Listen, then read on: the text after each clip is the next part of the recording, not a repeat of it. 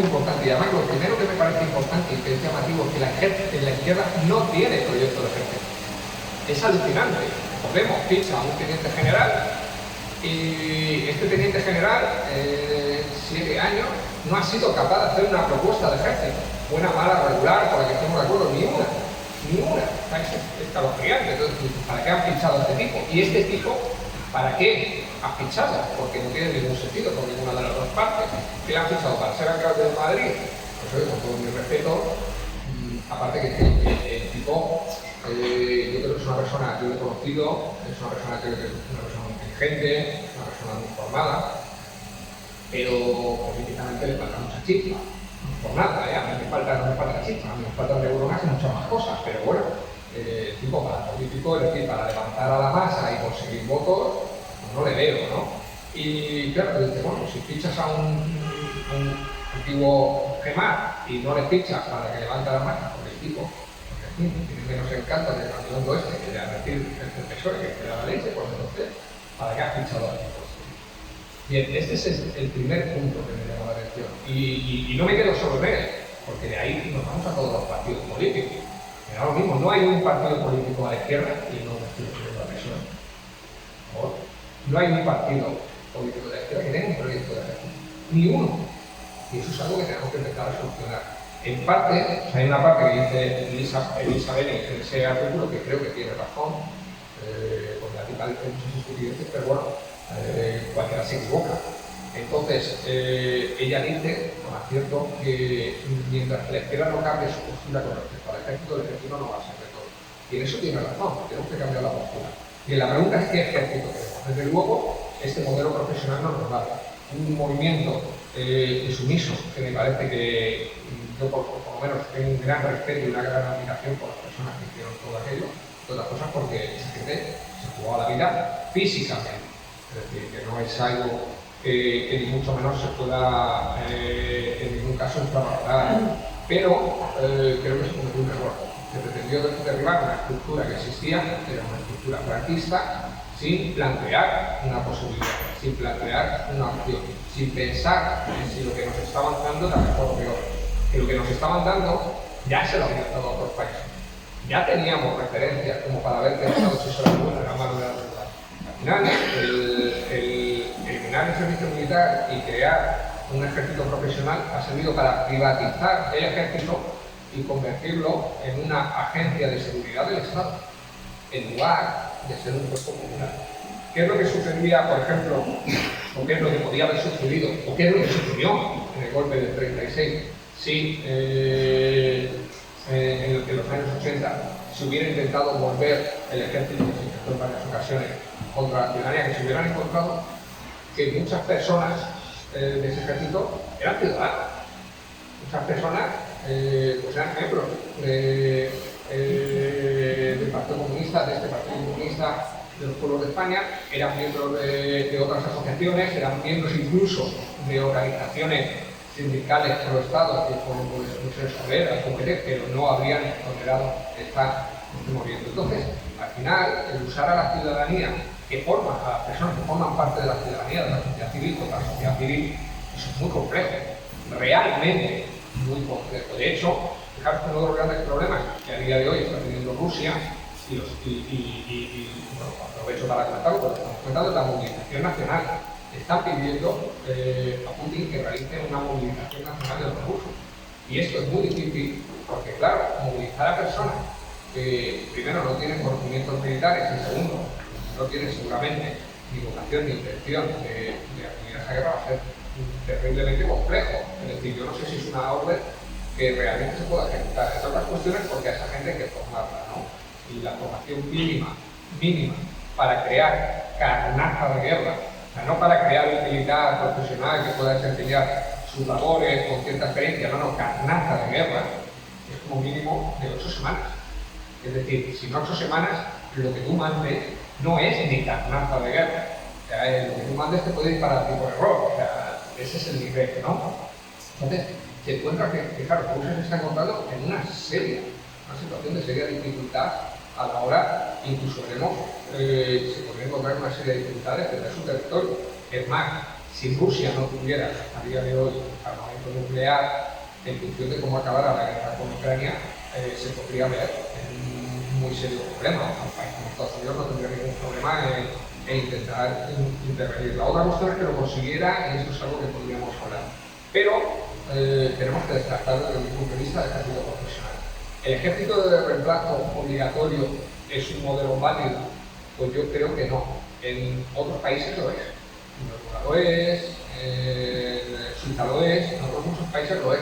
Pero claro, es que en muchos países esos militares entran a ejércitos, se los resuelve a los grupúsculos de ultraderecha. Eso que decía Isabel con respecto a Europa es cierto, no con respecto a España, y no lo es porque en España no ha habido una regulación. Entonces en España no entraría sociedad civil a un ejército con grupúsculos de ultraderecha, entraría sociedad civil a un ejército comandado por la ultraderecha. Claro, son cosas muy diferentes, el choque es absolutamente salvaje. Bien, ¿qué opciones se pueden hacer? Pues el modelo ruso, en cierta medida, creo que puede venir muy bien. Bien, tú creas un ejército profesional pequeño que pueda servir para cumplir misiones en el extranjero. Cuando digo pequeño, para que os hagáis una idea, a día de hoy hay 120.000 militares, pues creas un ejército de unos 30.000 efectivos, no mucho más. No se necesita mucho más para la guerra de la OTAN. Si queremos seguir en la OTAN y para masacrar y destruir países, pues con los 30.000 militares nos sobra y nos chuta. Para que os hagáis una idea, España suele mantener entre 2 y 5.000 militares fuera del país. Bueno, pues 30.000 tienen más que de sobra. Los ejércitos actúan cada 6 años a una misión, pero eso está bien, ¿no? Pero 120.000 militares es que no da ni para que, aunque si todos los militares a día de hoy españoles quisieran acudir a una misión internacional, no podrían, porque no tendrían tiempo. Se jubilaría antes de llegar a tiempo unos cuantos, ¿no? Entonces, tenemos más militares de los que necesitamos. Bien, y aparte de esos 30.000, ¿qué es lo que yo haría? Un cuerpo de ejército con la ciudadanía. Bien, pero ¿cómo metes a la ciudadanía en los cuarteles? Muy fácil. ¿Les obliga? No. Reservista voluntario, que sería realmente como hacer un servicio militar abreviado, se puede hacer perfectamente el primer año. Vas un mes durante 10 años. Todos los años vas un mes a tu hacer. Tienes unos ciertos conocimientos. ¿Para qué? Para que si yo recibo una agresión externa, me pueda defender. Como en principio es un escenario que no va a pasar, pues gasto muy poco. Un mes al año. Prácticamente sería un ejército casi gratuito. ¿Por qué? Porque yo lo que haría sería dar puntos a todo aquel que quiere ser funcionario o trabajador público para poder entrar al ejército. Mientras el ejército hace un servicio al Estado, pues oye, te doy el 10% o el 5%, lo que sea, de las oposiciones que tú realices a la administración pública. Ya has incentivado para llegar a los cuarteles. Te aseguro que eso sobra porque además ha funcionado. Bien, de esta manera que conseguimos que las armas no las tenga el poder. ¿Por qué? Porque tenemos un ejército muy pequeño de profesionales que no darían suficiente para dar un golpe de Estado ni para tomar el poder, ni tampoco serían suficientes como agentes represor, son relativamente pequeños, y además pensemos que serían 30.000 repartidos entre los distintos ejércitos. Y después tenemos una enorme, o un ejército mucho más poderoso, que es el de ciudadanos que entran al cuartel y al mes se van a su casa. Por lo cual esa gente son personas como nosotros, ¿no?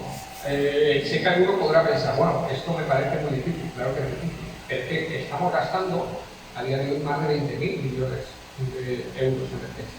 Más de 20.000 millones de euros en defensa. Tendremos que hacer algo para gastar menos. Bien, con este modelo de ejército conseguiríamos reducir el presupuesto militar en un 80%. En un 80%. Que al final es lo que tenemos que hacer, gastar en defensa lo mínimo indispensable. Bien, con eso nos daría de sobra para hacer todo lo que a día de hoy está haciendo España. Seguiríamos yendo con la OTAN a todo lo que quiere, seguiríamos creando estados fallidos como tanto les gusta, todo igual, pero gastando un 80% menos. Y además, de alguna forma le quitaríamos gran parte del poder armamentístico a los ejércitos. No olvidemos que este ejército profesional de 120.000 efectivos, más reservistas, que han sido profesionales, es un ejército que ha sido instruido y está siendo instruido en labores de control de masas. yo creo que el tema de Rajoy y Massa, aquí sabemos todos lo que es. Esa gente, el día de mañana, si quiere que ponerse del lado del Estado, se va a poner del lado del Estado. Porque les van a ordenar que se pongan del lado del Estado y no va a haber nadie dentro de los cuarteles para que diga que son nosotros. Para mí, si algo se hizo bien el Partido Comunista durante la dictadura fue meter gente dentro de los cuarteles, obligar a hacer una mil para que, si el ejército en un momento dado decidía una movilización, poder defenderse. Y necesitamos defender. Y en estos cambios en los de poderes, y creo que sería algo muy importante. Bien, la cuestión es que esto lo tiene que plantear no tiene que plantear la izquierda. Y no sé, yo lo veo a la izquierda planteando esta idea. Desgraciadamente nos equivocamos, porque fijaros, muchas veces la izquierda nos quedamos. El identitario es importante, claro que sí. La mujer, los colectivos LGTBI, esto es lo que maneja la izquierda, el aborto, que son cuestiones muy importantes. Pero estas cuestiones identitarias no cambian el sistema. Fijaros, es más fácil dar pan a la ciudadanía si cambiamos el ejército, la judicatura, o cambiamos el sistema electoral, que destinando más dinero. Es decir, no necesitamos ayudas sociales, necesitamos cambiar la estructura del sistema para que no se necesiten ayudas sociales. Y esto es algo que, por desgracia, muchos no terminamos de comprender, aparte de que no es pan para hoy y hambre para mañana. El sistema no trabaja así, el sistema nos da migajas para hoy y hambre para mañana. Y esto al final nos quedamos con esas migajas que no valen para nada. Que os voy a contar yo, por lo menos, de la entrada del gobierno de Unidas Podemos, que para mí parece un movimiento absolutamente desdeñable.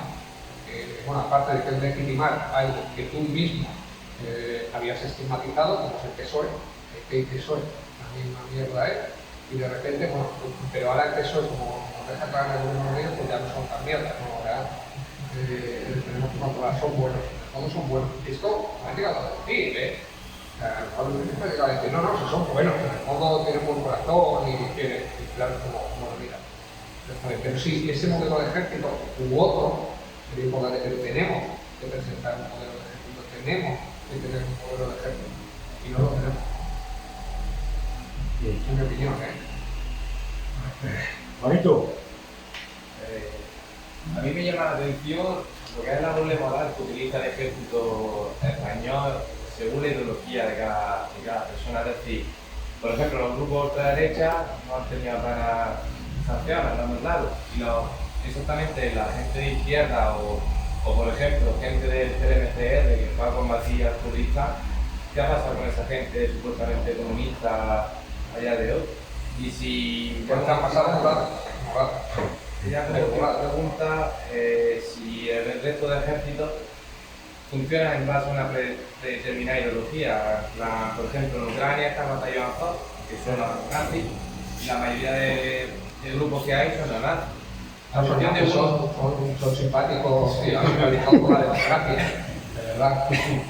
Si exactamente funciona así a escala internacional, en todos los ejércitos, es decir, si se funciona en base a una predeterminada ideología o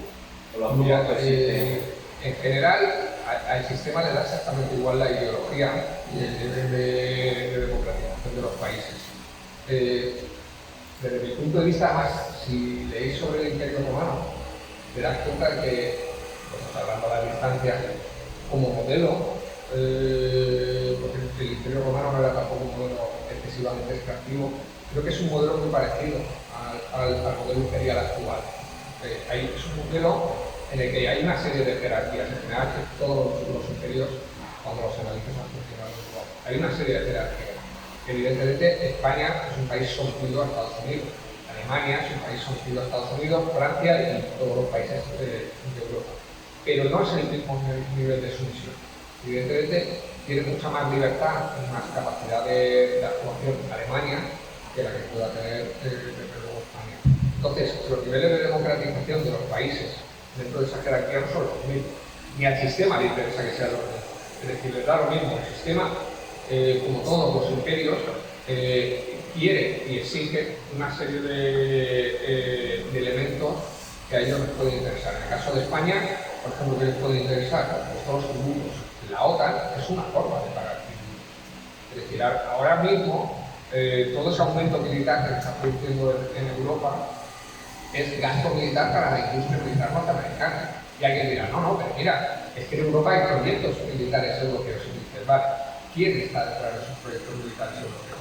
Pongo un ejemplo en España. Santa Bárbara General Dynamics, que es una empresa española. Sí, es una empresa española, filial de una empresa norteamericana que es General Dynamics.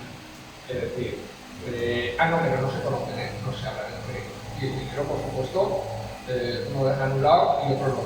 Y nadie se lo lleva de España, claro, no, todo el dinero que gana Santa Bárbara General Dynamics lo invierte aquí, y funciona así, claro, y dices, bueno, y los norteamericanos que son tontos entonces, que han venido aquí a poco dinero y dicen, ahora no les han dado los beneficios. Esto es todo un engaño. Y además, cuando se hace cuando se fabrica cualquier armamento, especialmente de un volumen considerable, tenemos que comprender que no es un sistema único de armas, que no es un arma, es un sistema de armas. Os voy a poner un ejemplo. Cuando Navantia está fabricando una fragata, claro, nosotros pensamos en la fragata y lo vemos como una unidad, que decimos, bueno, Navantia fabrica una fragata, es una empresa pública española, pues es guay, porque este dinero se queda en España. Sí y no, porque claro, Navantia monta misiles. Por ejemplo, monta misiles MBDA, que son de la empresa en la que estaba Pedro Morené. Bien, esa empresa ya no es pública, ni es española. Claro, luego hay que montarle un sistema de telecomunicaciones, luego hay que comprar los helicópteros, si es, por ejemplo, el buque estratégico, compramos primero con los aviones F-35 versión B. Claro, al final nosotros lo vemos muchas veces como una unidad, pero no es una unidad, detrás hay un entramado. Y eso es una forma de pagar tributos. Cuando Donald Trump viene aquí y abronca a los presidentes europeos y les dice que tienen que gastar el 2%, ojo, como punto de partida para llegar a la meta, que es el 4%, lo hace porque esa es una forma de recibir tributos. Entonces, ¿qué quieren los norteamericanos de los españoles y de cualquier otro país? Tributos, dinero y, por supuesto, apoyo militar.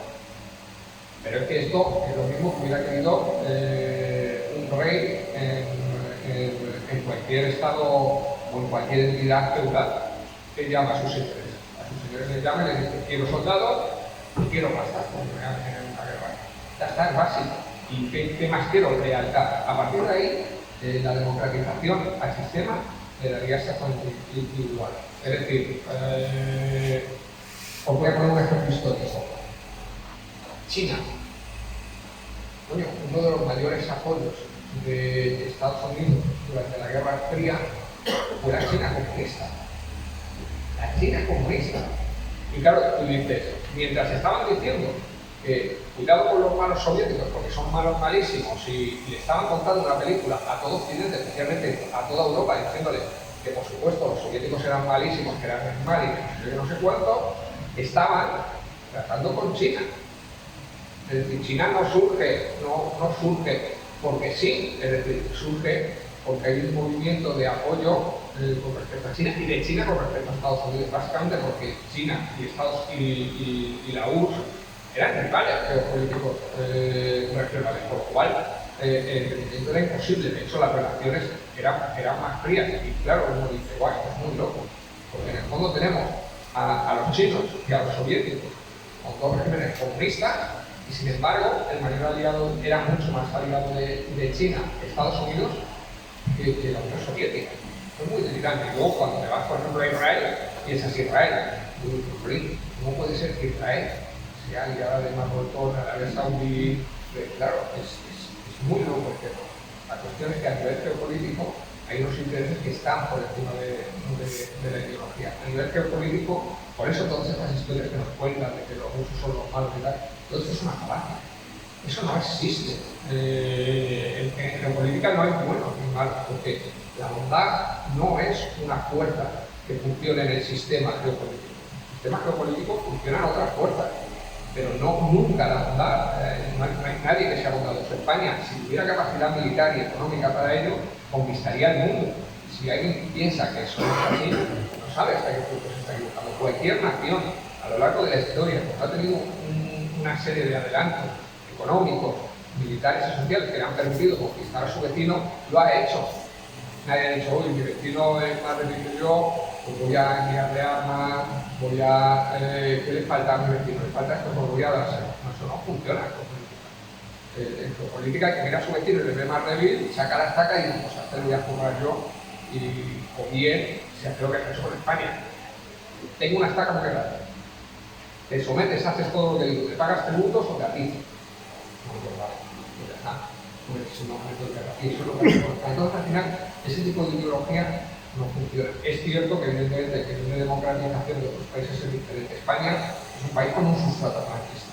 Y como es un país con un sustrato franquista, pues al final, evidentemente, eso se percibe. En Alemania, claro que hay ultraderecha. Hemos visto a la ultraderecha sueca que te pone los pelos de punta. En un país que tradicionalmente la ultraderecha ha tenido siempre presencia, pero no es una fortaleza. Pero desde luego es un país que no se puede catalogar como fascista. La misma Alemania tampoco. Es decir, en Alemania la derrota al final es algo que les ha marcado y por lo menos públicamente hacer lo posible porque no haya ningún elemento fascista que claramente visible lo repudia. Aquí en España lo tratamos abiertamente.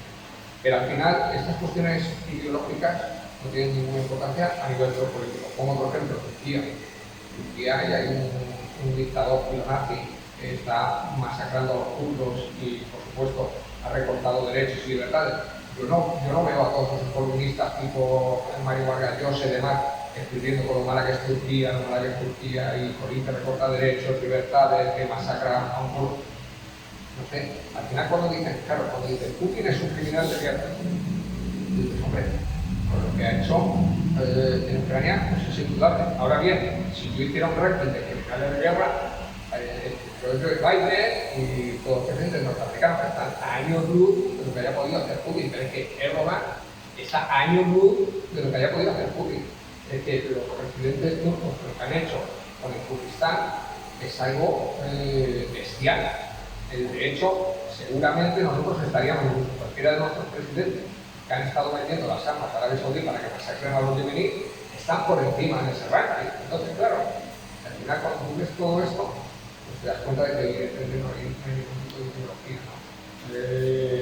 Es muy loco llegar. De hecho, fijaros hasta qué punto no hay ideología, que cuando todo el tema comienza la guerra con Rusia, Estados Unidos lo primero que hace es ostricarse. Vamos a tener problemas con el petróleo. Los tipos no lo habían previsto. Es muy loco el tema, que no lo habían previsto. Entonces cogen y se van y hacen una ronda de visita a Venezuela y a Irán. Y que no lo habían previsto es obvio porque esa ronda de visitas se da con posterioridad a la guerra. Y vamos a ver, tío, estás diciendo que Rusia va a atacar, que Rusia va a atacar, y lleva meses diciendo, años diciendo, porque ya en abril del 20 ya lo dijeron, Rusia está a punto de invadir Ucrania. Y no ha sido capaz de ir a hablar con Venezuela e Irán antes. Y aparte, vas a hablar con Venezuela e Irán después de que les están catalogando como el eje del mal, etc. Claro, al final en geopolítica lo que hay son los intereses políticos. Ese tipo de movimientos ideológicos es lo que le lanzan para España podría ser una república socialista y si le viniera bien a Estados Unidos se presentaría e intentaría pactar con nosotros. Y nosotros, si nos viniera bien a nosotros, como a China que vino bien en su momento, estaríamos con él. Porque creo que las relaciones internacionales se basan en la fuerza, ¿no? Totalmente. Maní con historia. Fuerte. Si no fuerte que tú, te sometes y punto.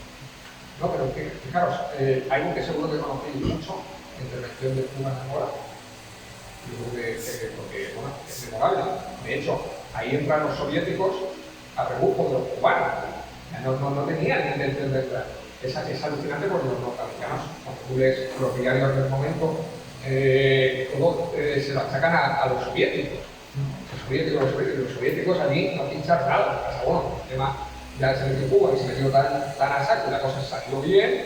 Pues claro, los soviéticos dijeron, claro, lo hemos liderado nosotros, pero ellos no lideraron nada, ¿no? Está demostradísimo. Bien, pues allí a los aliados norteamericanos no tuvieron ningún problema. Cuando ya el tema ya se ve, que casi es una derrota, a los sudafricanos les dejaron de la mano y dijeron, ahí queda, ¿no? al final todas las componentes ideológicas, como seguro que no tienen, a nivel internacional no tienen todas las da igual. Fermín. Agustín o Fermín. Va, casi. Depende de qué Se hora. ponga el nombre cambia que Agustín. quiera. Que yo lo vi nada de hace poco y decía que se llamaba Franco, no sé qué, y decía. Yo tenía, me he quedado con dos cosas, ¿no? Y es sobre lo que has estado hablando de la verdad y la mentira, ¿no? Cómo nos manipulan por los medios y eso, ¿no? Y la verdad es que, claro, hace poco me ha llamado mucho la atención con la central nuclear, hidroeléctrica, la Cerilla o y claro, y oyes los medios de comunicación y se están bombardeando la central y claro, los rusos dicen que son, o sea, cómo transgiversan las cosas y bueno, nos pueden engañar a nosotros que somos simplemente pueblo, pero hay ciertos niveles que tienen que tener información, que de verdad quién está tirando esos misiles, ¿no?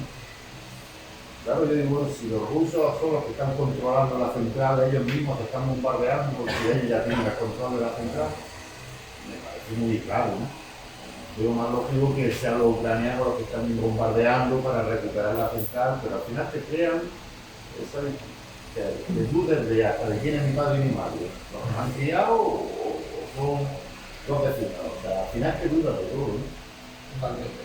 Y claro, que eso me ocurra a mí, lo puedo entender, pero que hay ciertos dirigentes o ciertos niveles de mandatarios, ¿no? Tanto militares como políticos, hombre, no sé hasta qué punto esa desinformación es la que los tienen. No creo que eso sea así. Porque si fuese así, bueno, que ya no lo creo, vamos, sencillamente.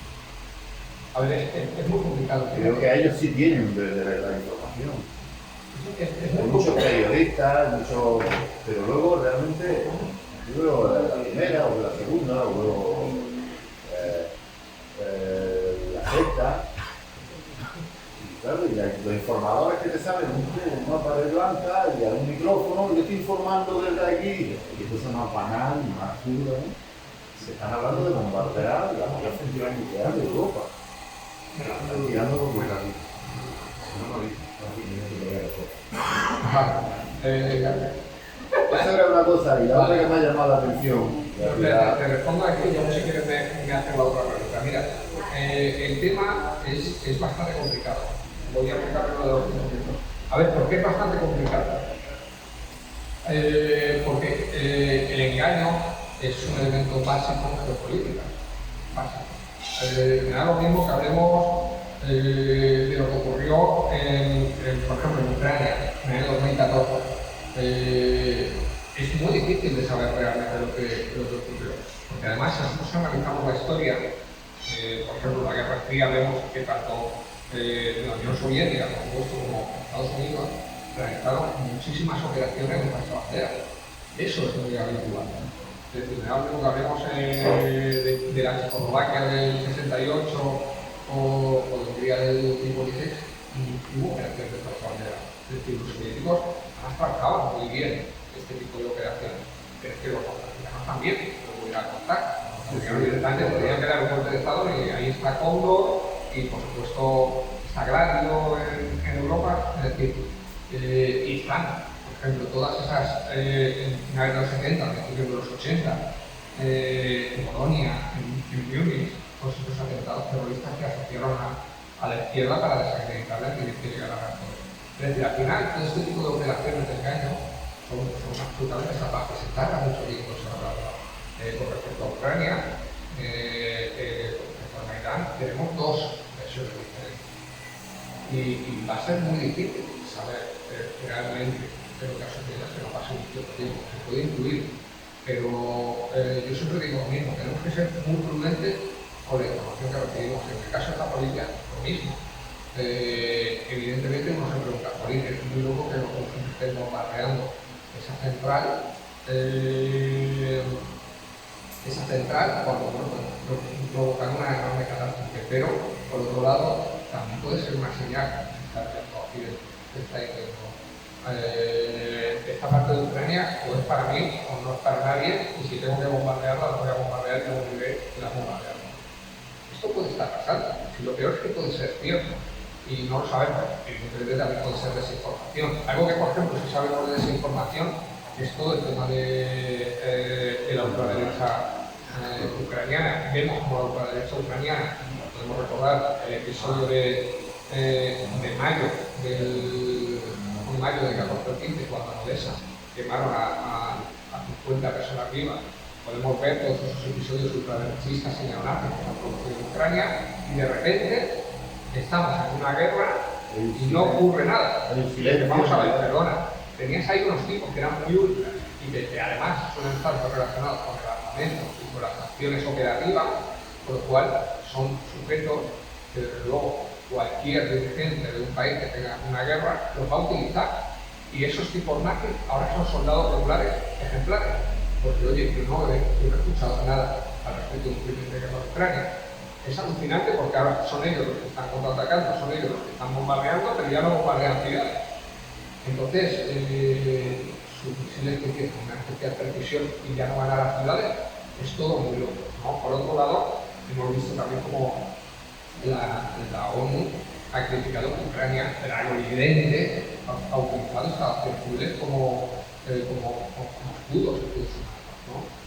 Claro, si yo soy Ucrania y meto mis unidades militares en un colegio o en un hospital, luego, claro, cuando en el colegio o hospital, eso es un crimen también.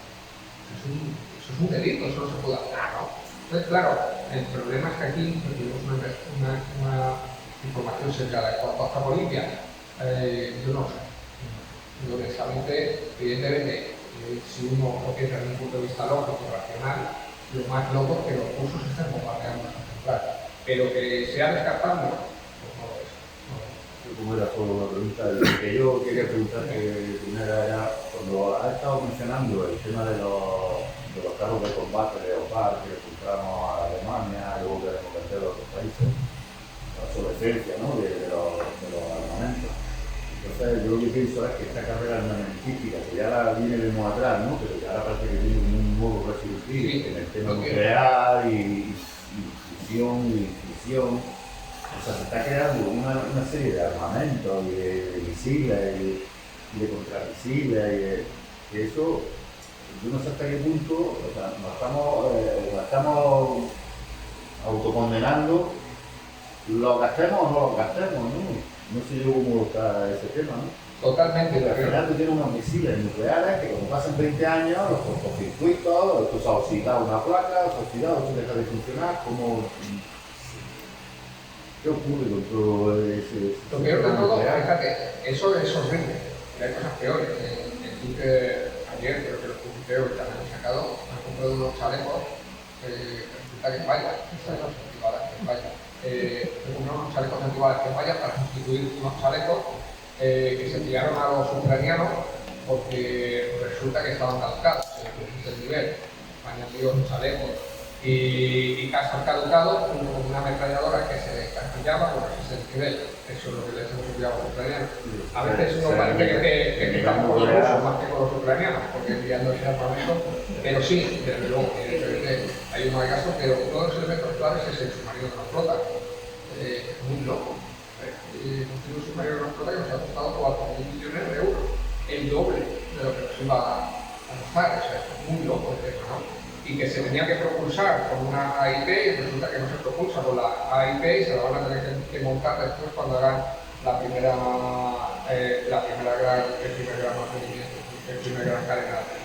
Y todo es así. Compramos helicópteros y se terminan en almacenes, porque no tenemos soldados para que los operen. Si ese es el nivel, cuando llega a la nuclear... Fijaros, en diciembre pasado,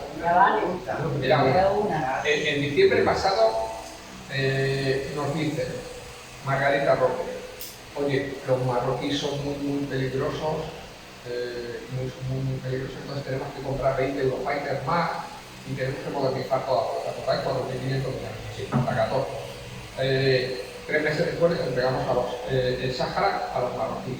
Claro, todo muy loco, ¿no?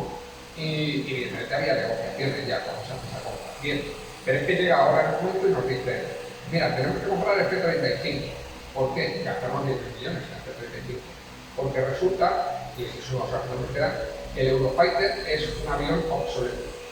Y dice, vamos a ver, 6 meses has comprado 20 Eurofighters y has modernizado toda la flota de Eurofighters, te ha gastado 4.500 millones de euros y ahora me dices que tenemos que comprar el F-35 porque el Eurofighter es obsoleto 6 meses después. Entonces, ¿qué es lo que pasa? Que al final no se compra armamento en función de las necesidades. Y claro, si ese problema, uno de los principales causantes de ese problema es la izquierda. Porque la izquierda no tiene modelo de ejército y como no tiene modelo de ejército, para ese modelo de ejército no hay modelo armamentístico. No tenemos un modelo armamentístico. Oye, mira, nosotros tenemos un ejército, por ejemplo, para que no salga de España y no participe en misiones, o para que participe en misiones internacionales, pero sea eso no existe. Nosotros a lo que nos limitamos, y está bien, sabéis lo que el submarino que nos flota y el ejército de fila que tiene, porque lo crisis, claro, no funciona tal. Sí, pero aparte de eso, necesitaremos algo más. Necesitaremos hacer un planteamiento de ejército que nos conduzca a un planteamiento de compras armamentísticas. Y ese es el gran problema, hasta que eso no lo hagamos, eso no lo vamos a solucionar. Porque si lo que pretendemos es que desaparezcan los ejércitos, eso no va a pasar a corto plazo. Y yo no sé si va a poder llegar a pasar algo, porque el ser humano no es bueno por naturaleza, estaría guay que fuera, ¿no? Y alguno lo pensará y a lo mejor vivimos un poco. Como vivimos, si es bueno por naturaleza, en un momento dado se desvía, porque tenemos las guerras y las guerras y las guerras, no cesan. Cuando estaba la guerra de Ucrania, había 64 conflictos más en el mundo. Y hombre, en un planeta con 65 conflictos armados, pues algo tienes que tener. Si no es un ejército, es algo, ¿no? Y ese es uno de los grandes problemas. Pero sí, el problema armamentístico está, incluso a veces compramos material que no necesitamos y aparte muchas veces son defectuosos, que ya es como la causa. Ya, fíjate. Bien. Sí, yo la primera pregunta era, ya se la contestaba Mariano. Era no, una pregunta por Era cuál era tu modelo de ejército. Ya la he contestado. Ya la has contestado. Solamente una, a ver si puedo aclarar. Yo tengo entendido que, no sé si te acepta, el Ejército Español es uno de los mayores productores de armamento ligero. ¿Algún beneficio da eso o...? España. O sí. Todas las metralletas, balas. Bueno, a ver, España es, depende porque va cambiando cada año, ¿no? Pero está más o menos en el ranking mundial de venta de armas en los últimos 15 años, porque antes no éramos nadie, hasta que llegó Zapatero, por cierto. Zapatero es el que impulsa la industria militar española. Es decir, mientras hablaba de lo de la alianza de las civilizaciones y las formas de la paz, impulsaba la industria militar española. La multiplicó por 6. Claro, luego Pedro Morenés dijo, bueno, esto de multiplicar por 6, esto me parece poco, multiplicó todavía por más. Pero bueno, el impulsor de la industria militar española es Zapatero, y eso es un hecho incontestable. Bien, de hecho con Zapatero se logró el puesto, el mayor ranking, o el mejor puesto en el ranking de venta de armamento mundial. Llegamos a ser la cuarta o quinta potencia de armamento. Normalmente nos movemos entre los séptimos, octavos y demás. Como curiosidad, que sepáis que Ucrania, que se quejan de la guerra, los ataques de la guerra y tal, ha sido tradicionalmente hasta el comienzo del conflicto el 12º país que más armas ha vendido. Normalmente se han vendido a países en conflicto en África, subsahariana. Es decir, a ellos les parece tan malo de la guerra y la muerte de las personas y tal, pues es decir, mucho dinero han ganado de la África subsahariana mientras se estaban matando. Claro, que ellos eran esclavos y dirán, son negros y estaban bien. Pero bueno, eso llegaron también. Pero esa es la realidad. En cuanto a España, evidentemente eso genera muchos beneficios. ¿Genera beneficios con respecto a la ciudadanía? No. Genera beneficios para todas esas grandes empresas. Voy a poner un ejemplo. Hay un estudio de Georgetown, creo que es, que demuestra, y yo creo que el ratio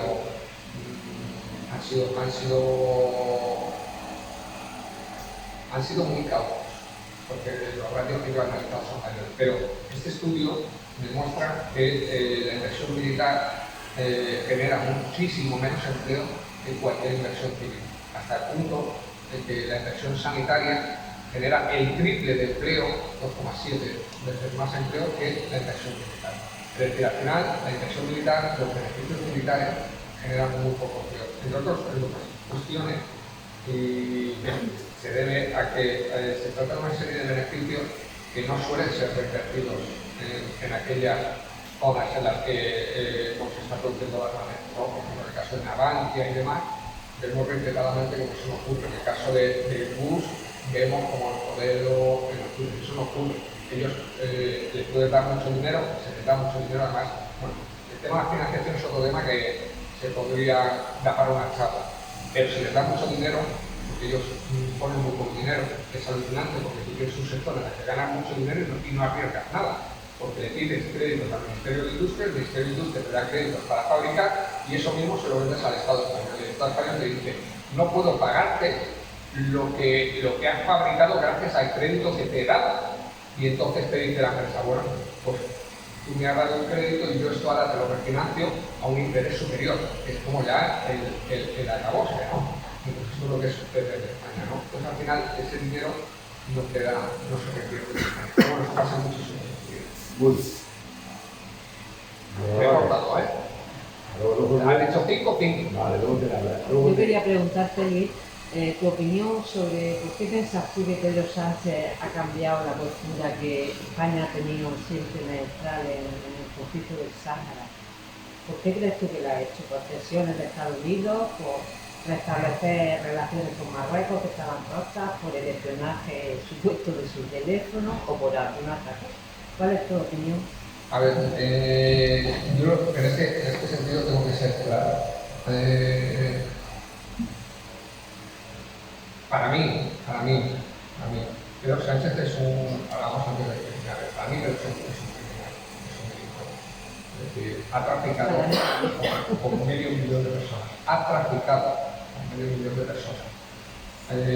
porque eso es tráfico de personas, eso es trata, ¿no? Me parece de una gravedad extrema, que la base del PSOE se le haya permitido cuando además esta ha sido una decisión antidemocrática, porque ha sido una decisión que ha ido contra las propias bases de su partido, contra la propia mayoría parlamentaria, es decir, es una base sin mayoría parlamentaria porque ni siquiera los socios suyos. Y es más, estoy seguro que ha ido contra la conciencia de votos, si hubieran tenido libertad para ello, de muchos de los diputados socialistas, los cuales no merecen ningún respeto. Es decir, que, No me la rebata, ¿eh?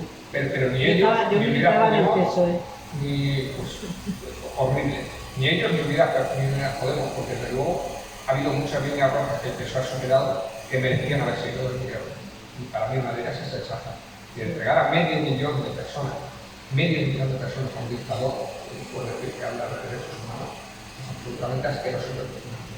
Dicho esto, la cuestión final de cuál ha sido la razón real por la que se ha producido este movimiento, creo que vamos a necesitar mucho tiempo. Yo he leído todas esas teorías de la conspiración. A mí, sí, a priori, a día de hoy, por la información que tengo, la teoría esa del móvil del presidente me parece muy endeble. Yo la he analizado, de verdad, si fuera así, lo diría. Me parece muy endeble. ¿Puede haber ocurrido? Puede haber ocurrido. Pero así, de primera, me parece endeble. Creo que se debe más a una cuestión de exigencias norteamericanas y de posicionamiento norteamericano. Si analizamos el caso, remontándonos más atrás, como hay que hacerlo en el caso de la guerra de Ucrania, en el caso de todos los conflictos, si analizamos ese movimiento, vemos que viene precedido por un mandato claro por parte de Estados Unidos en cuanto a Donald Trump, que ha mantenido después Joe Biden, que es el que legitima este plan marroquí respecto del Sáhara, que lo van a denominar autonomía. Todos sabemos lo que se esconde detrás de esta palabra. Ese plan lo ratifica Estados Unidos y en compensación Marruecos restablece relaciones diplomáticas con Israel. Todo eso está muy bien. Pensar que todo esto no tiene relación con el movimiento de Pedro Sánchez no es cierto. Pero es que además hay otro elemento que ha pasado desapercibido para la gran mayoría de la ciudadanía, que es, si recordáis, se ha estado barajando la posibilidad de que la base de Rota se trasladara a Marruecos.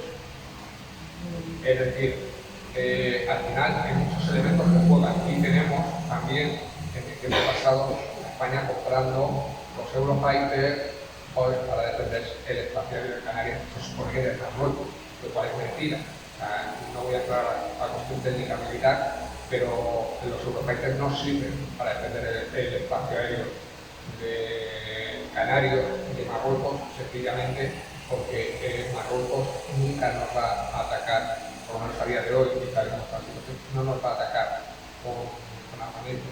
Esto, para que os hagáis una idea, Marruecos se nos agrede con migrantes, nos puede agredir, o nos agrede con piratas, que lo puede hacer pesqueros, pero no nos agrede con un avión en una confrontación aérea cara a cara.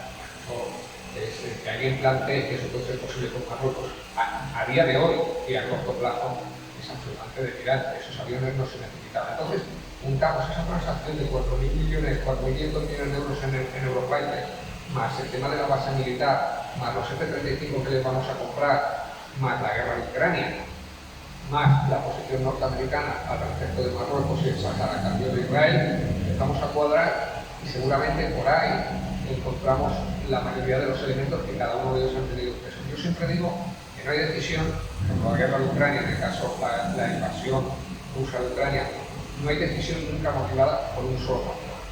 Cuando se toma una decisión normalmente es multifactorial, hay una serie de variables que se han tenido en cuenta.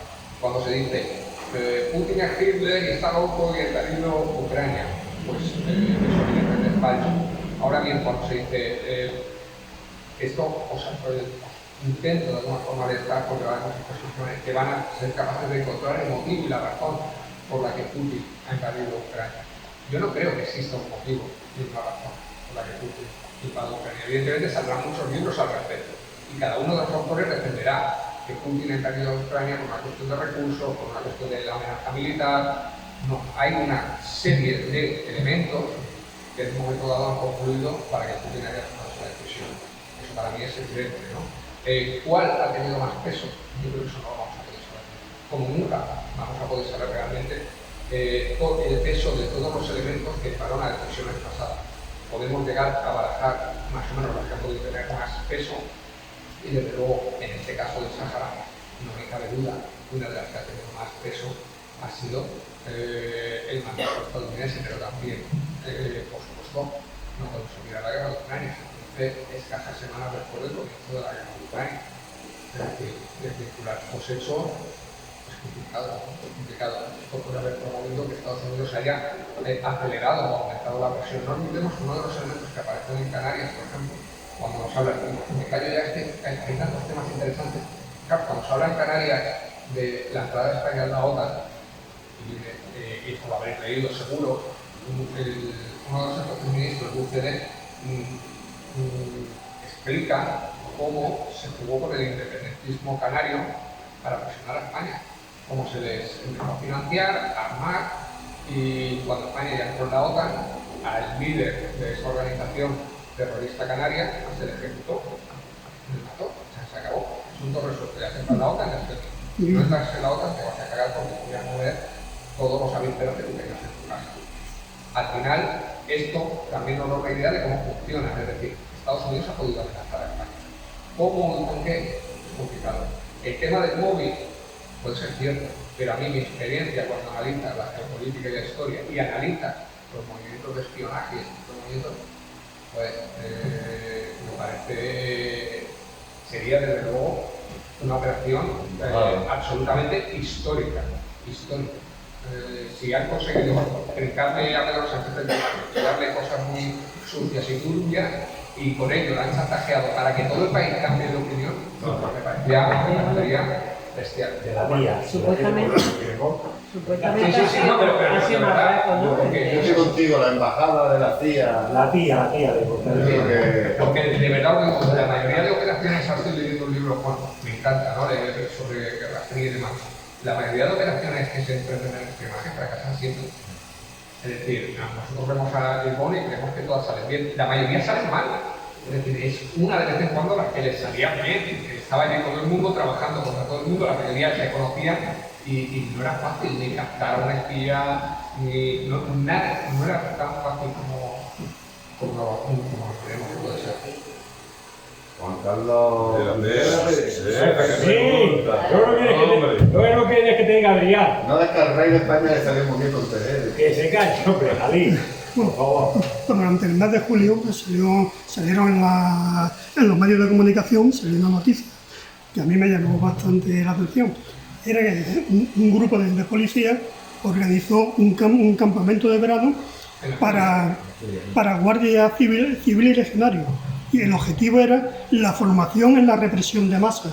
Sí, sí. O sea, a mí me pareció muy fuerte. Lo que te quería preguntar es si eso tú lo ves como un tema puntual o eso es una de las funciones del ejército.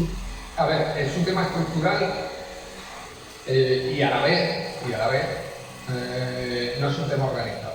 Es decir, obviamente el Estado, el Ministerio de Defensa no ha participado de eso, pero se deja hacer. Quiero decir, por ejemplo, vamos a los finales de los 70, 80 y vemos como en un momento dado, en el 83, cuando llega Felipe González, que llega en octubre del 82, 83, organiza el local. Porque de manera no queremos que el terrorismo vaya por libre y vaya a su aire, sino que lo queremos organizar. Lo queremos organizamos, lo organizamos. Y de repente, todas esas otras organizaciones terroristas de extrema derecha dejan de operar. Progresivamente dejando de operar. Y me dice, hombre, qué casualidad, ¿no? Y bueno, tú puedes organizar un terrorismo de Estado, pero eso no significa que las otras organizaciones dejen de operar. Porque si dejan de operar, porque tú organizas una organización de terrorismo de Estado, es porque tienen algún tipo de relación contigo. Eso es evidente, ¿no?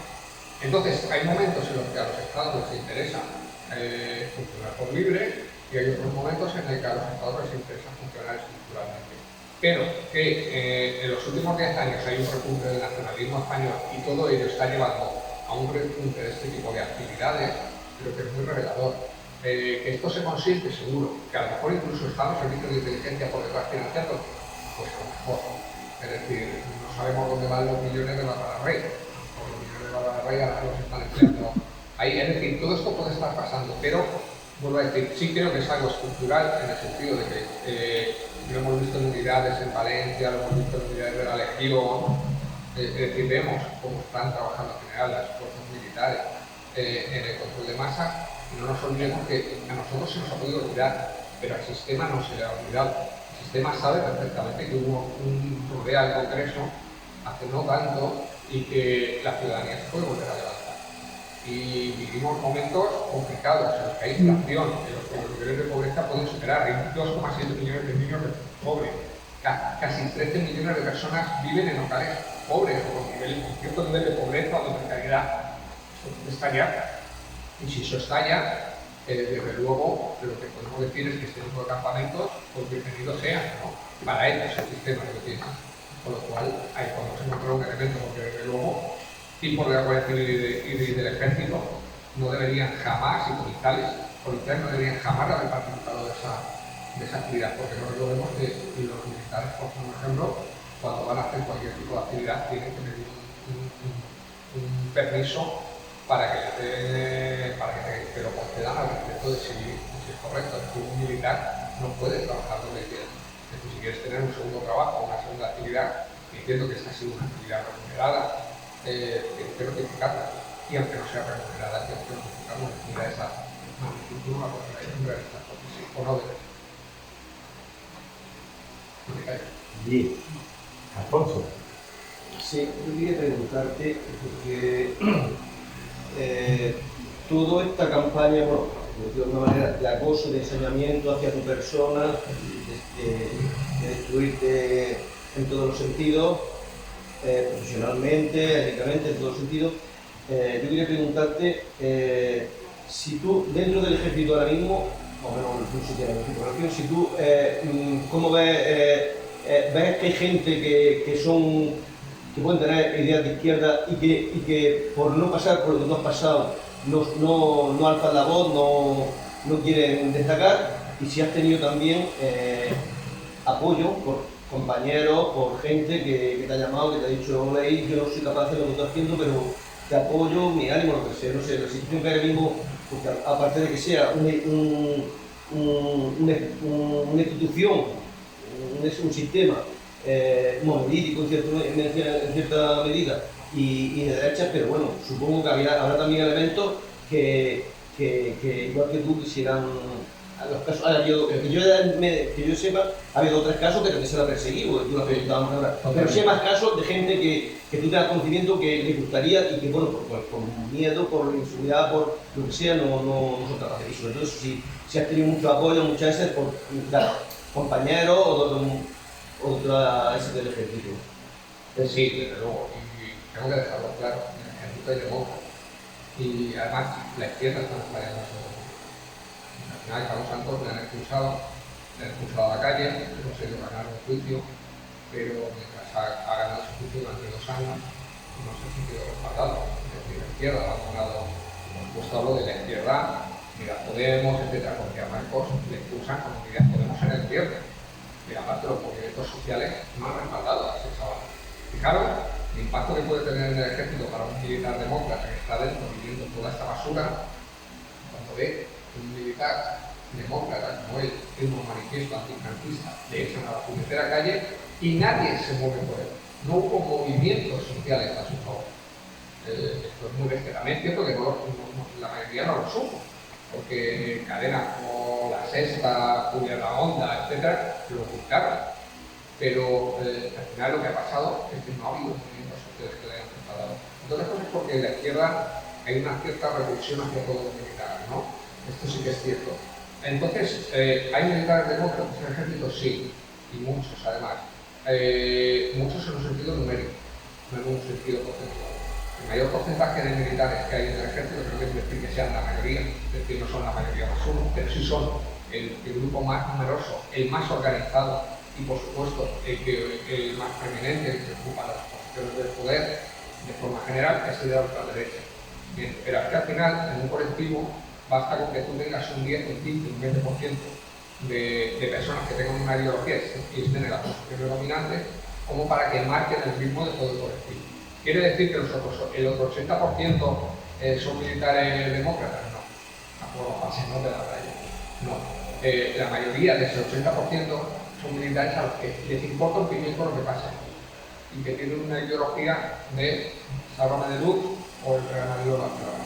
Ya está, esa es su ideología. Con lo cual, sobre esas personas puede actuar este grupo ultraderechista o el grupo de demócratas que saben que son demócratas, porque nosotros, en la sociedad ocurre, la mayoría de la gente, de los españoles, no son demócratas, son de Sálvame de Luz o del Real Madrid. Son tipos en los que si aquí hubiera una dictadura, pero estuvieran bien y les fuera bien, no protestarían. O a ver si nos creemos que si aquí hubiera una dictadura mañana y mejorase lo que hay y trajera buenos salarios y progreso, le iba a preocupar a la mayoría de los españoles. La mayoría darían palmas. Y si para ello hay que matar a africanos o hay que, yo qué sé, o hay que despedazar en Latinoamérica, que importaría un pimiento, que podría hacer ser humanos así. Entonces, en este colectivo, sí digo, son los más organizados, son los que cuentan la ultraderecha con las posiciones más preeminentes, pero desde luego hay demócratas. Y muchos, que lo que pasa, están desorganizados y sobre todo no tienen ningún apoyo social. Tampoco que sean tantos como la ultraderecha. Y luego, un último apunte. Desde el año 2014-2015, desde que comienza todo el desafío de Cataluña para conseguir la independencia, es cierto que toda esa masa, que en principio es más o menos apolítica, como ha ocurrido en la sociedad, ha tomado una tendencia ultraderechista muy clara. Es decir, en puridad podemos tener un 10, un 15, un 20% de ultraderechistas dentro del ejército, pero a día de hoy, en esta situación de contexto, pues tenemos un 70 o 80% de ultraderechistas dentro del ejército. Más así, es una situación coyuntural. Dentro de 5 años, ese 60% que no es de nada puede cambiar perfectamente y hacerse de Unidas Podemos o del Partido Comunista de los Pueblos de España, como debería ser, o del partido que sea, porque esa gente no tiene ideología, no tiene base política ninguna. Entonces es más o menos mi radiografía de la economía. Bueno, llegado a este punto, si alguno tiene alguna pregunta aquí que tiene que hacer, la hacéis, que nos vamos a ir. Y yo prometo ser breve. Prometo intentarlo. Joder, no sé qué preguntar. No quiero ser Antonio Maestri, Creo que ha tenido la OTAN y lo que ha sido Francia, Gran Bretaña, Israel con el terrorismo islámico, con el Estado Islámico, con todo desde Afganistán hasta en Siria, en Irak. Wow, es una pregunta que te tendría que retornar 100 años atrás, ¿eh? Entonces, Tranquilamente, preguntarla pero sí, te aseguro que han utilizado desde siempre. El mundo árabe ha sido muy utilizado por el mundo del Oriente Próximo para ser exacto, aunque también el mundo árabe en general, el Magreb, por supuesto, también ha sido claramente utilizado por Occidente, Estados Unidos, Inglaterra, Reino Unido y el resto de países, se ha utilizado claramente en función de sus intereses, ¿no? La actuación en el Oriente Próximo de la Guerra Fría, de los diferentes sectores de la Guerra Fría, es paradigmático.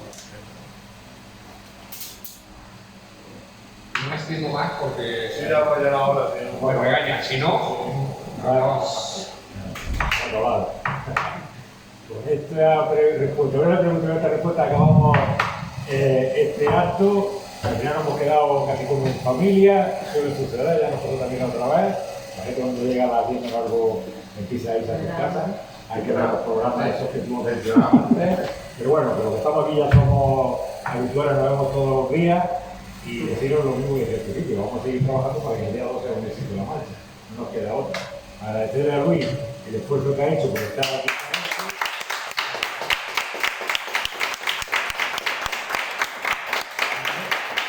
No es fácil.